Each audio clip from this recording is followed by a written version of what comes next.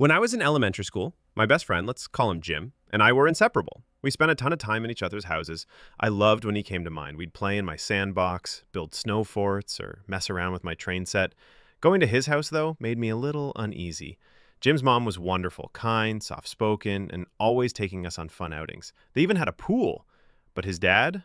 Total opposite. He was tall, stern, and had a booming voice that seemed to shake the walls. All the neighborhood kids were intimidated by him, me included. I remember walking down their hallway once to use the bathroom. Just as I turned a corner, there he was, coming straight at me. I'd try to shrink into the wall, but sometimes he'd suddenly lean down and ask loudly, "What are you doing?" I'd stammer out something about the bathroom, and he'd walk off chuckling. It became a habit. As soon as I heard his truck outside, I'd rush to Jim's room and stay there until it was time to go home. He and Jim's mom often had loud arguments. Never physical from what I could tell, but intense enough to unsettle everyone. Jim and I would freeze up, worried about what might happen next.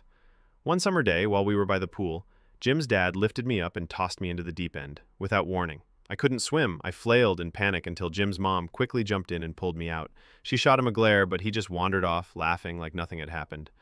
One winter, while sledding in their yard, the zipper on my snowsuit got stuck. Jim's mom called for his dad to help fix it.